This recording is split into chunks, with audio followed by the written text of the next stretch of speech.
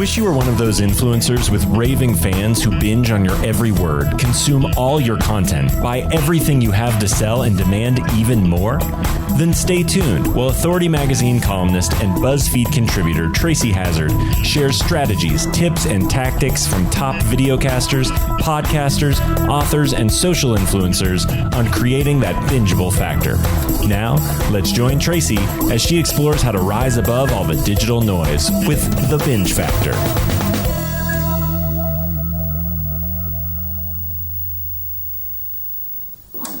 Hey everyone, welcome to the Binge Factor. I'm Tracy Hazzard, and today we have a very different podcast. Yes, it's diferente.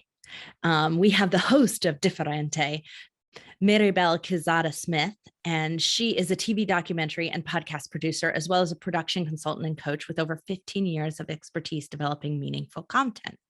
Her TV credits include producing on shows for Discovery Family of networks, Netflix, Oxygen, and A&E. She's currently the producer and co-producer of the popular golf podcast Birdies Not BS, and also hosts her own seasonal podcast, Diferente, where she shares her journey as Mexican immigrant woman living in the United States who loves hip hop and cumbia. She co-founded the BIPOC Podcast Creators Group in order to help amplify the voices and stories of people with color. And that's why I'm excited to bring her, because it is Hispanic Heritage Month starting today. And we wanted to bring some more exposure. We've done this before where we had different people who have multilingual podcasts, or where they drop into they're bilingual or multilingual themselves, and they drop into different languages. They're really interesting to market, right? Because you're marketing to two markets at the same time. And this is why I am so glad to bring Maribel on today, because, it just is such an interesting dynamic to not only be yourself, be able to do that, which is the amazing part about podcasting, right? That you can have your viewpoint and you can bring it out there. But she has a very concerted way that she's gone about building this podcast. And I want you to hear that. Plus, she has to do some unusual things to market it, to get her message out to the two different communities that she's speaking to. So let's hear from Maribel Quezada Smith, and let's hear about a podcast that's diferente. Diferente. I mean, I have trouble saying it, but it's such a great name, and it is different, right? Your show is different. And I love that you've adopted a bilingual method on it, which just fits everything that you're doing. What made you decide to start this show, Maribel? So diferente came from the idea of just literally being different. Growing up in the United States, always feeling like I was different. And ironically, I was talking to a couple family members, and I was thinking, what should we call it? What should my podcast be called? Because I'm trying to think of something unique. It has to be something different. Isn't that an agonizing choice for everybody anyway? Yeah. Right, exactly. But I specifically remember saying to my niece, I need something that's a little bit different. And she goes, diferente. Literally the meaning of different in Spanish. Right. I love it. Well, great idea. But what made you want to start a podcast in general? Well, actually, I used to write a blog. So I had a blog for a few years, and my friends would always say, I love your writing. I love your storytelling. And I like reading it, but sometimes I don't really feel like reading. Maybe you should put this in audio version. And that's all they would say, audio version. So I had done a podcast many years before that. Actually, in 2008, I did my first podcast. Oh, you were really early adopter.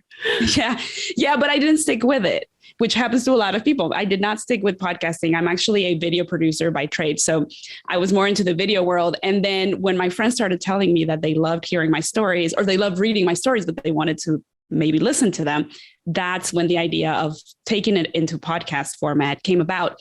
And then also it was a moment for me to kind of take pause and explore some of the topics that I hadn't really gotten into yet. I wasn't really talking about cultural issues or my identity or the complexities of living life between two or more cultures, which is literally the premise of diferente. And in my blog, I was kind of keeping it a little bit more casual. So I thought this is a great opportunity to kind of get deeper and talk to other people as well as just sharing my story.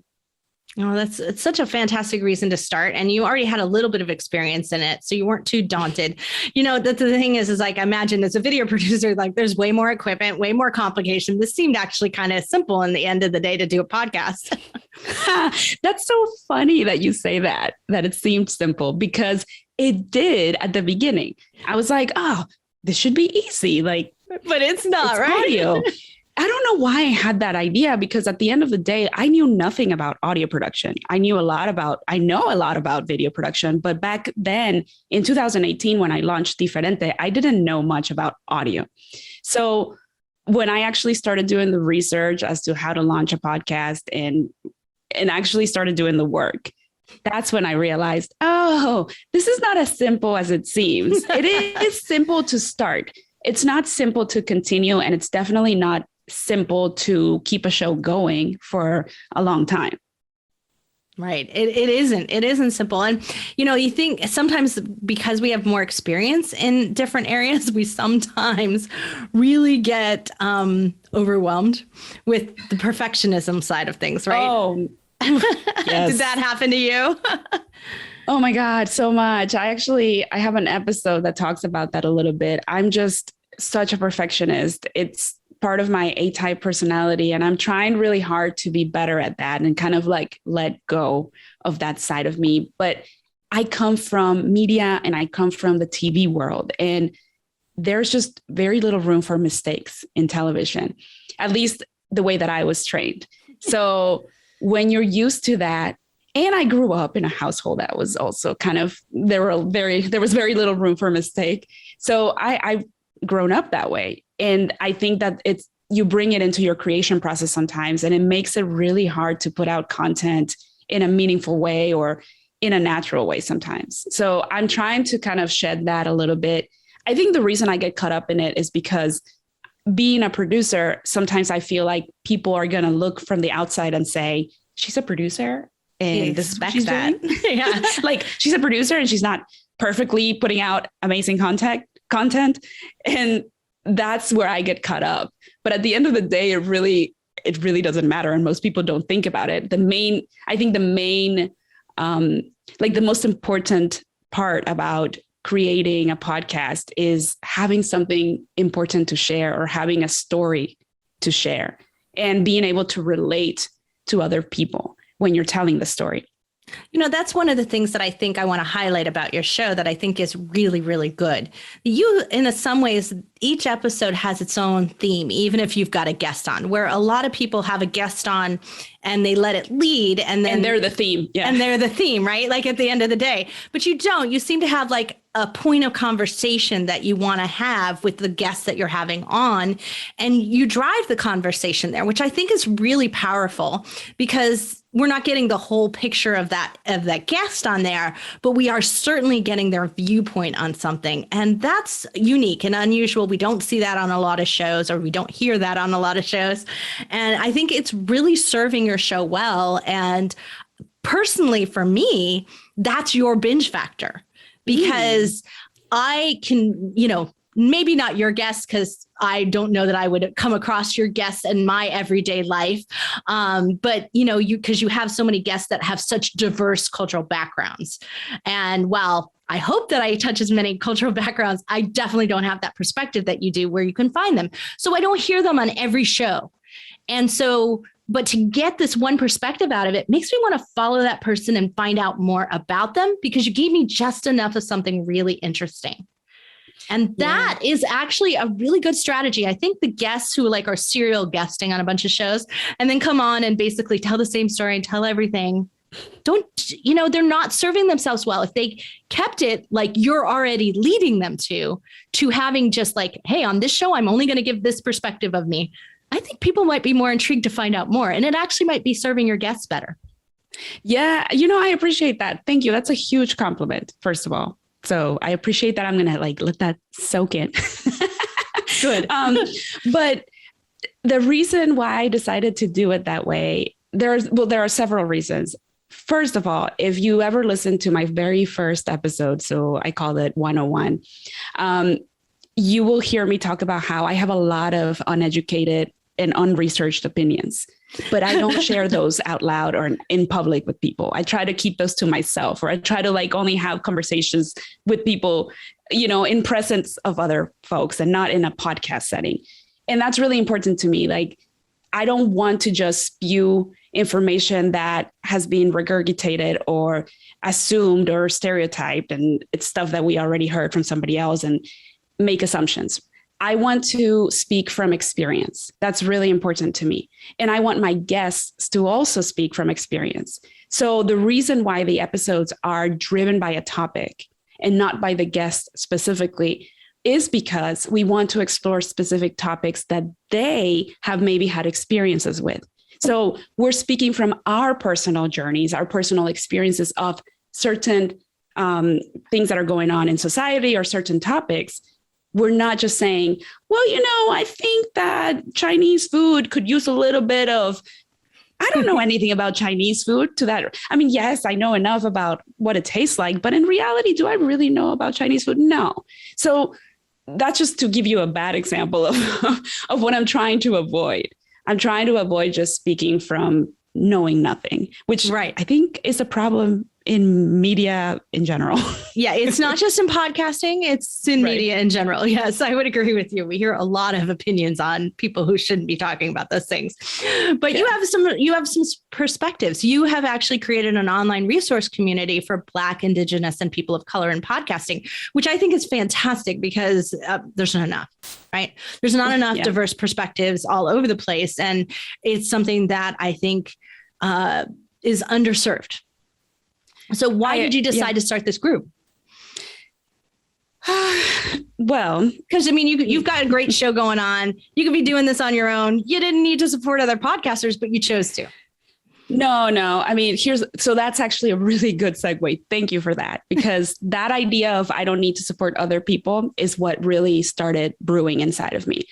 I come from being of this mindset that there's not enough room for more than one, maybe two. When you're a person of color or, quote, a minority living in the United States, for some reason, we are raised to believe that there's only room for one or two at the seat at the table or at the top in leadership. And so when you grow up with that scarcity mentality, you really think that you have to fight for everything that you get. And you think that you have to put other people down or not really put other people on or bring other people with you because they might take whatever might be yours, which is a ridiculous way to think.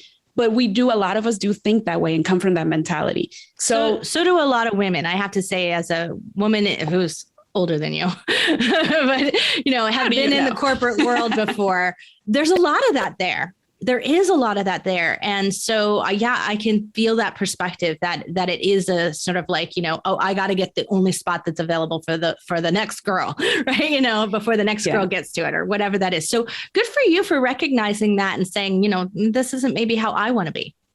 And that's part of the reason why I wanted to create this organization along with my co-founder, Tangia Renee Estrada, because we're both of the mindset that, okay, so we came from that scarcity mentality. That's fine. Let's leave that behind. Like, we're done with that.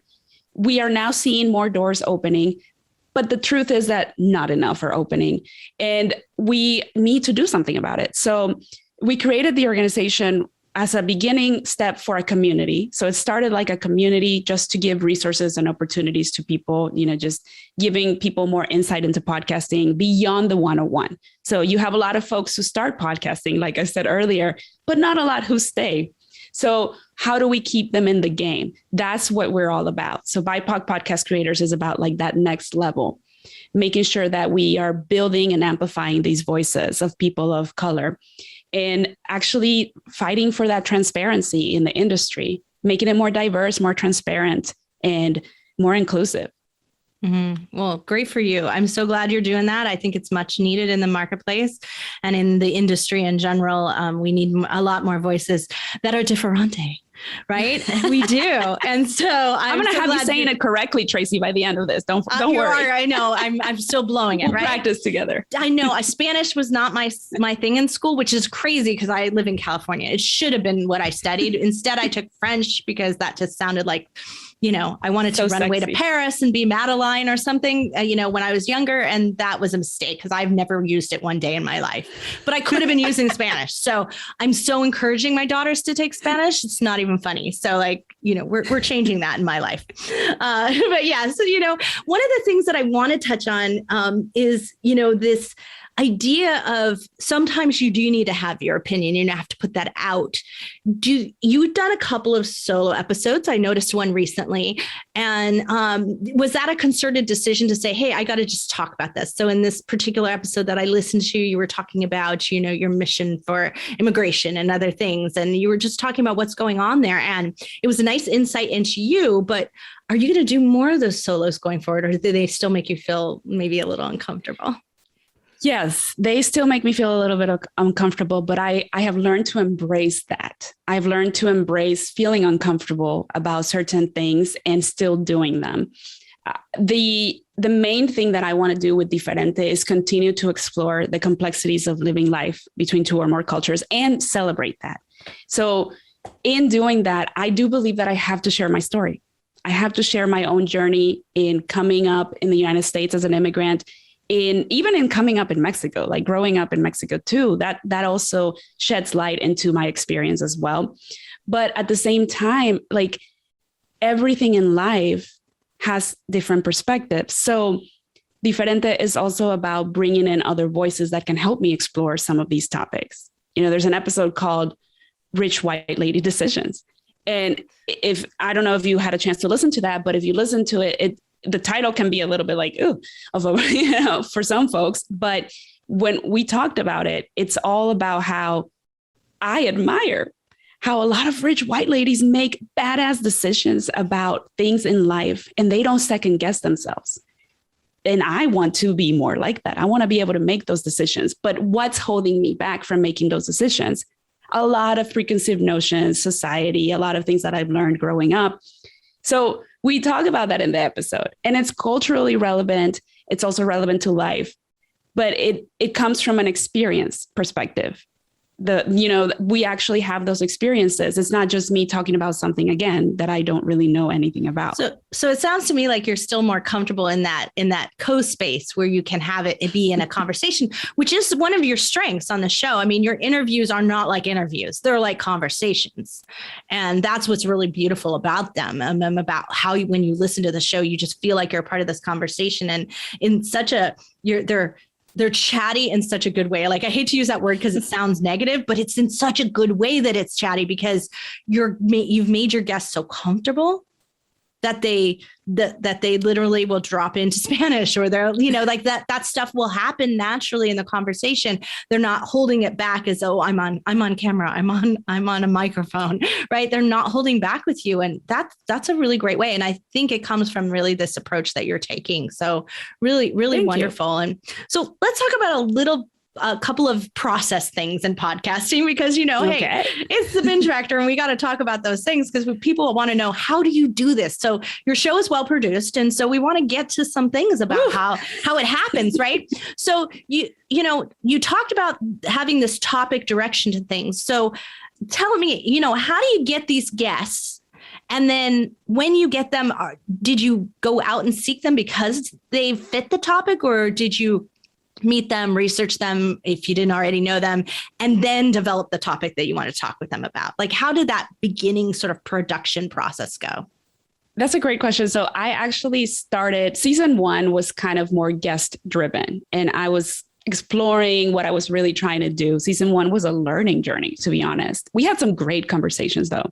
I had people on there like Roy Wood Jr., comedian, and that was my goal. I'm glad that you said that earlier, because my goal was to have something in there that was different from what you would hear anywhere else from that person. So I'm glad that I was able to achieve that. But in how I do it now is I start with topic. I'm definitely a topic driven show. So I always start with, okay, what do I want to talk about and why? Like, why does this matter to my audience? Why is this going to help us further the conversation about living life between two or more cultures?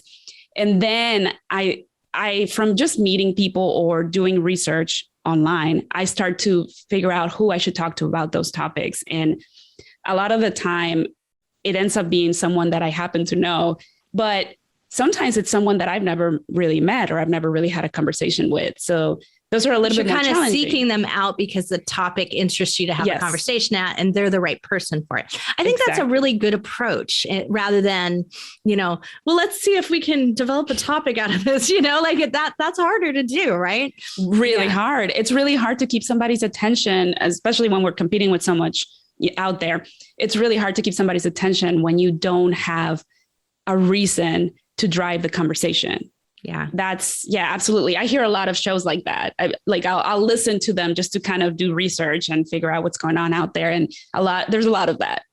Yeah. So, listeners come in next. You mentioned your listeners as being important to you, and listeners are how we increase our listeners is like every podcaster's goal, and how we get engagement from them. So we encourage engagement among that. Are you seeing a lot of engagement? And we hear a lot in that sort of BIPOC community that there aren't as many listeners in the cultural genres, as there aren't a lot of podcasters. So there aren't a lot of listeners either. Are you finding that? Or are you finding just like a growth in listener pace?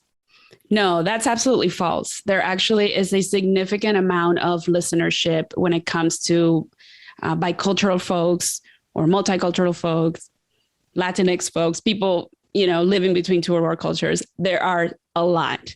There was actually a recent study done in conjunction with Edison Research that was published a couple months ago, and it was about the Latino audience and the growth. And it's just like completely exploded in podcasting. So that is kind of a misconception. There is definitely an audience and a segment for that. It's just that I think mainstream media, again, doesn't really talk about it. They don't really highlight these shows. I'm literally working on a blog post about bilingual podcasts out there. And I will say this, there aren't that many. There aren't. Few. So Tom Hazzard, my partner, and I were just talking about this because, we wanted our process here at Podetize, which is our core production company, is, to have blog posts that go along with the podcast. And so it hasn't really fit the bilingual community because it's hard to start that up. It's like starting up a whole company all over again when we're in the midst of such growth in the company we are, because we'd have to start a whole staff focused on the translation, right, into whatever language we chose to tackle. Spanish seems the most obvious that we should do, but it's hard because how do we have the quality control? How do we check that? So from a production standpoint, it's part of what I see as a challenge on the production side, but that doesn't mean that it shouldn't be supported out there and that there shouldn't be a way to increase and encourage that. When there's such a growth in listeners, it makes more sense. And so there are not enough shows that are doing that. And I just actually got someone today who came across my desk it has a bilingual show in Czechoslovakian, Czech and English, right? And I was like, that's like, you can't even, I can't even imagine how we would approach that from a blog post. It's like a whole nother keyboard. You have a whole nother way, a whole nother alphabet to deal with, right? It's not the same. So, that in and of itself doesn't mean you shouldn't do it. It doesn't mean you shouldn't. And you know what, Tracy, we had a great conversation about that at Podcast Movement a few weeks ago. I was on a panel about the movement to podcast in Spanish. And there were a lot of questions about, okay, but what if we want to do bilingual? So not just everything in Spanish or not everything in English. Let's do both. How hard is that? Is that possible? Is there an audience for that? And yes, obviously my show is like that. There are a few other shows like that. And there is an audience for that because research shows, if you watch this research presentation, that a lot of Latinos or a lot of people living in the United States that identify with the Latino community or Latinx speak both languages and they consume media in both languages. But there's a connection that develops when somebody else can also go into Spanish or into English. And if you feel comfortable doing both, there's a deeper connection that you can build with your audience that way. So it's not just about translating, it's also about the connection, like the cultural similarities and the context. Is that how you decide sometimes to put some episodes in Spanish and some not? Is you really feel like this topic is better suited, and I think it would attract listeners who prefer this language first?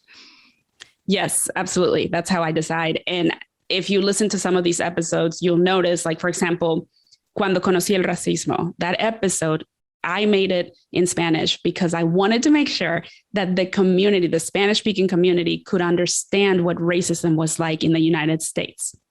So that was my, your international community. You wanted to have international, but also people living in the United States who don't necessarily consume media in English all the time, or who prefer to consume it in Spanish. So yes, I make conscious decisions about what language I'm going to do it in based on the topic or the guest as well, but mostly based on the topic. Wonderful. Really, really interesting way to approach it. And, I think that it's probably really serving your listener base, so I can see that you're on a pace for growth.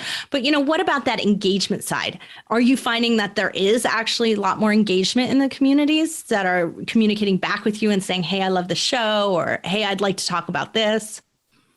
Yes. So, what's funny is that every time that I felt like throwing in the towel, someone has found a way to my inbox to tell me how much they love the show and how much it makes their day and how much they've learned and how it's really changed their perspective on this or that, or how they feel like they have been heard. That's another thing. I think the universe is telling you something, Maribel.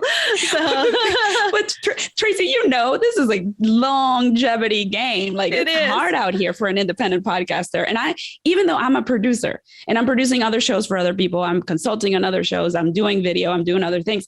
So it's hard to make the time to produce a show that is so important to me because it's so dear to my heart, but it's not making me any money. So the engagement is definitely there. I think that the challenge is definitely in search. For example, the listening devices or the listening platforms are not set up for bilingual content.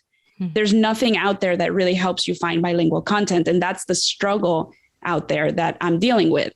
There's a lack of search optimization for that kind of stuff. They just don't. There's a lack of search optimization in general in podcasting. It's not as good as it should be. And I can imagine that you're hurt even more by it. So I can see how that would work against you. I feel like that would really help creators, especially bilingual creators, if they started to build a better infrastructure for multilinguals. It would be really cool to see what that could do to the audience base or to just these independent shows who have been around for a while. Because like I said before, I'm working on a post about bilingual podcasts, English, Spanish, and I can't find them. And I know there have to be more than 5 out there, but I am struggling right now. And it's because the search engines are not set up for that. Yeah. That's so true. It's hard. It's not in some ways they've tried to whitewash it. I don't know how else to say that. That's how it feels, word. Right? Yeah. I mean, it's pretty accurate, right? So the last thing I usually talk about in this sort of production segment that we do here is really talk about monetization. So, this is the thing is not a lot of podcasters are all independent. We're not making a lot of money off of our shows. Well, how is it going for you? Do you feel like there's alternative monetization options for you? Are there some that we should consider that are completely out of the norm of advertising and sponsors that actually fit better to the BIPOC community? Oh, what a question. I know. Just let me load it up for you. I'm glad that you have editing because I'm going to have to think about which approach to take. To the BIPOC community in general, let me think. I was going to talk about membership. I think membership could really. Let's talk about that then. Okay, great. Okay. For the BIPOC community, let me take that again. So for the BIPOC community or just the multicultural community in general, the audience, I think, could really embrace a monetization of doing it via membership. So that's something that I'm starting to explore for other shows, and I might explore for diferente. I'm not sure I'm ready for that yet, because again, it adds another layer of work. But when you're struggling to deal with sponsorships or to attract sponsors, because maybe the numbers are not quite there yet, but your listener base is there. There's loyalty. If you build loyalty, I think that you can really monetize when it comes to membership. So having people pay, $10 a month, $5 a month to get bonus content. don't go the route of making your transcripts behind a paywall.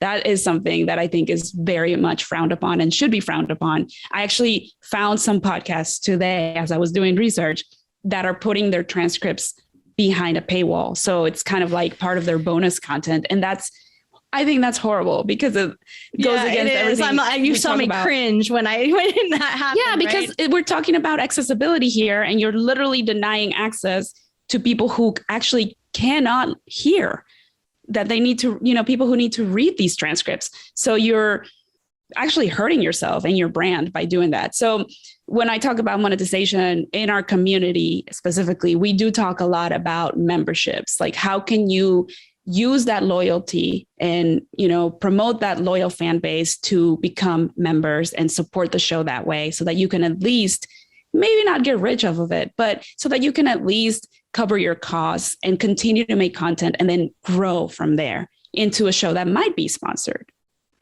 Right. That makes sense. I mean, this is the thing. So many podcasters get in a hurry. And as you put it before, this is a long game, really long game for some of us, right?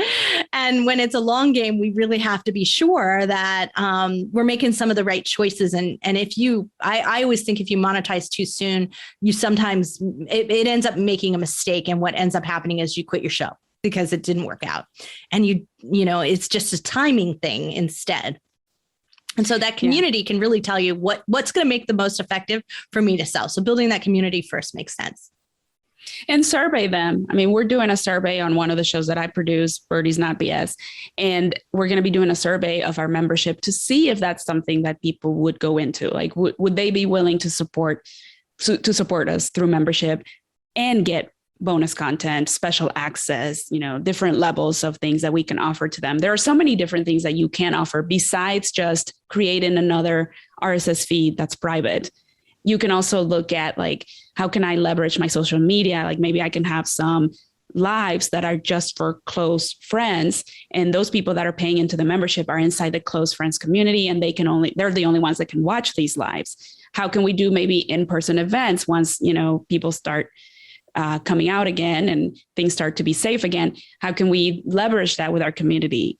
So don't just think about virtual or podcasting as part of the bonus content. Also consider other avenues that your members could benefit from. Oh, yeah, that's a really great idea. Thank you for sharing that with us.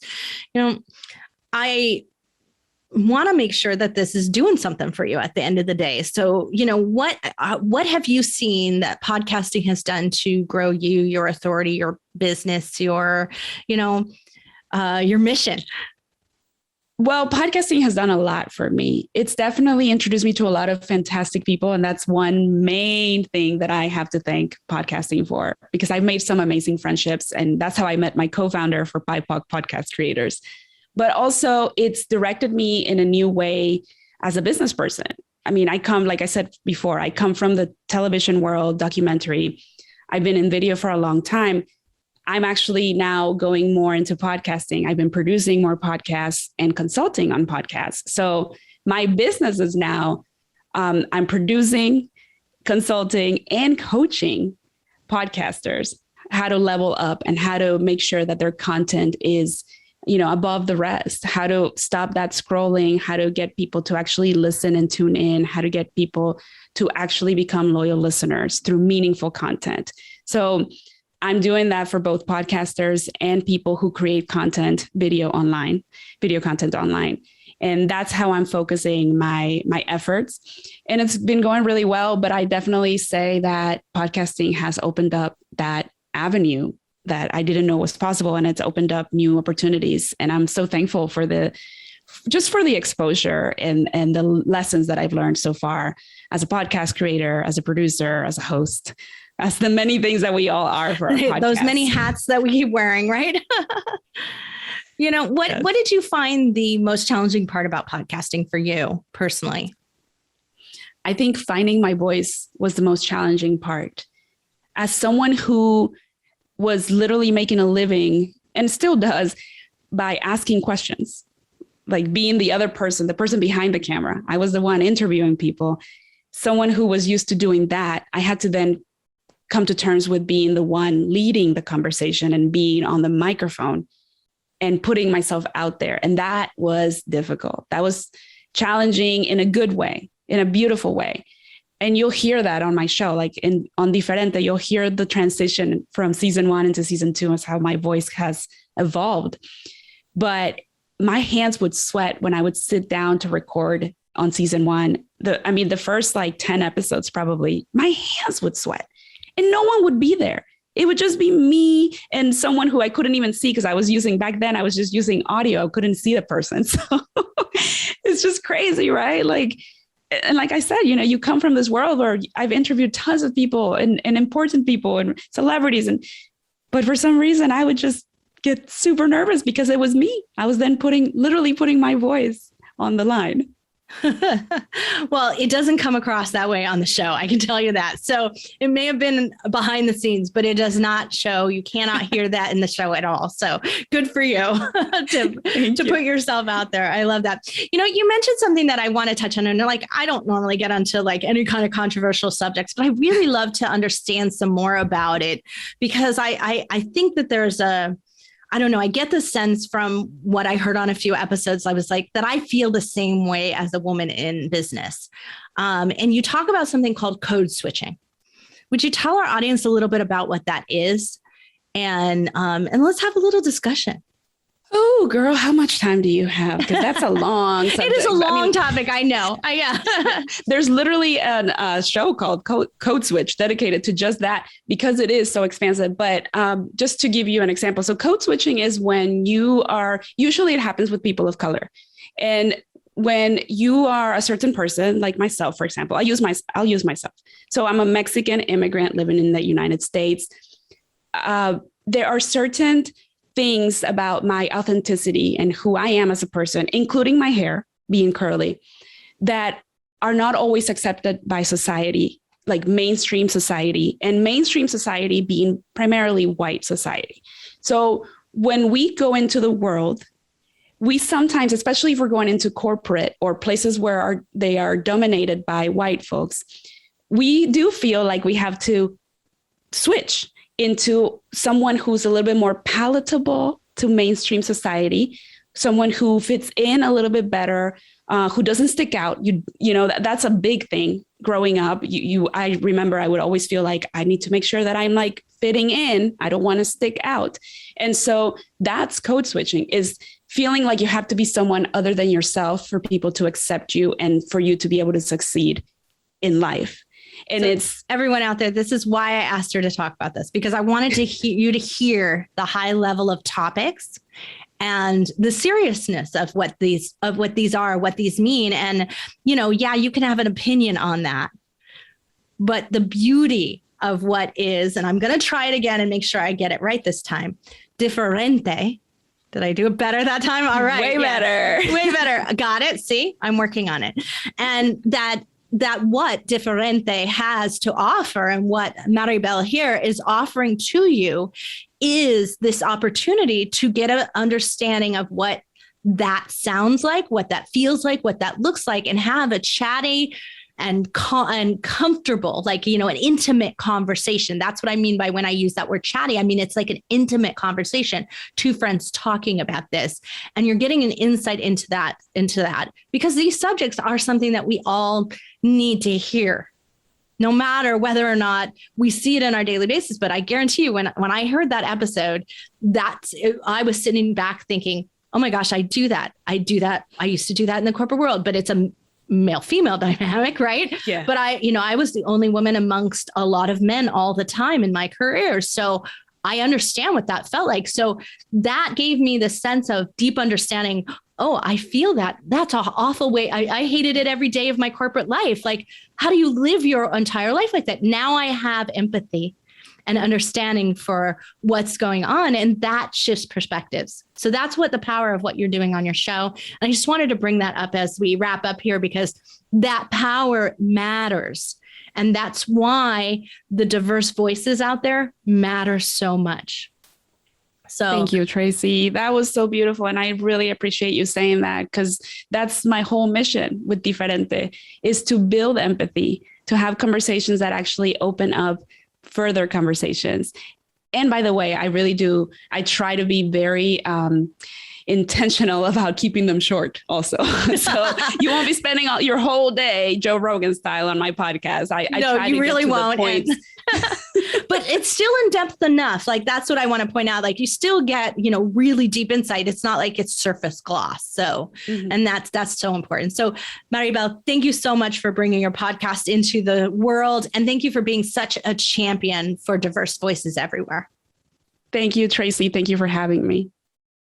So I told you it was going to be diferente, right? I told you it was going to be different than anything else that we've talked about recently. And she made some really calculated decisions in how she wanted to approach it. She wanted to approach it with the 2 different languages and have episodes that were, all in each with a little bit of drop in and crossover, which is a really interesting model to go after. And she did that with purpose. But, she's really created a place where she can be herself, but it's not totally an opinion show because you're learning from others' experience as well. So you're getting a shared community experience, which adds validity to your opinions, to your viewpoints on the world, right? When you can share that with a community who says that resonates with me or that's not my story, here's mine. And now we can find common ground. That's why this podcast is so critically important. And that's why the BIPOC community is so critically important, that we help raise the voices as a podcasting community of the diverse voices that are out there everywhere. And BIPOC is just one aspect of that, because there are lots of other communities around there that are trying to raise awareness. There are groups that are raising awareness for women's voices as well. And I champion those as much as I can here. So if you are one of those in a community that isn't quite getting the exposure that you deserve, please reach out to the Binge Factor. Go to thebingefactor.com, apply to be on the show. Let us know why you're different, just like Maribel did. And that way I can be sure to make sure that we're doing our job here at the Binge Factor of making sure to expose as many different voices around the world as we absolutely can. So thanks everyone for listening. Be sure to reach out. Be sure to find everything. Go straight to the blog post for this episode at thebingefactor.com so you can check out Diferente and see what Maribel Quezada Smith is doing. And so you can check out all the past episodes and see what ones you might have missed and how to connect with those podcast hosts and find their shows. So thanks everyone for listening. I'm Tracy Hazzard, and I'll be back next time with another different podcast. You've been listening to the Binge Factor podcast. For more information on podcasting and videocasting success tips and tactics, please go to thebingefactor.com. And be sure to listen to our other show for podcasters called Feed Your Brand. If you'd like to be interviewed on this show, as well as featured in Tracy's column, please go to thebingefactor.com/guest and apply.